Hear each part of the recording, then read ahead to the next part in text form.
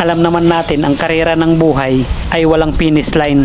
Mga kapartner, kung anong mayroon ka ngayon, pinaka the best. Makontento lang tayo kung anong mayroon. Maraming beses man tayong madapa, bangon lang, masaya.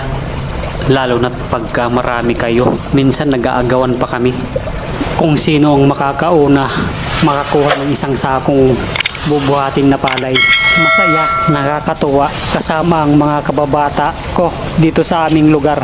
Kaya mga kapartner, kung anong mayroon ka ngayon o kung anong narating mo sa buhay, ipagpasalamat mo. Yan ay malaking blessing para sa iyo. At isa pa mga kapartner, pinaka the best, makontento lang tayo kung anong mayroon. Lahat naman dito sa mundo ay dumadaan sa proseso. Maraming beses man tayong madapa, bangon lang. At sa pagkadapa natin, marami tayong natututunang mga aral na dapat gawin o hindi dapat gawin. Kaya mga kapartner, i-enjoy lang ang buhay araw-araw. Kahit malungkot, gawin mong masaya. Mindset ba? Mindset. Huwag masyadong mag-iisip. Lagi nating tatandaan na mas maraming solusyon kaysa problema. Tuloy-tuloy lang sa hamon ng buhay.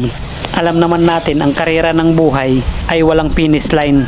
Kailangan lang maging matatag at magpakatatag na maging matibay tayo sa lahat. Yan mga kapartner, maraming salamat sa inyo. Hanggang sa muli.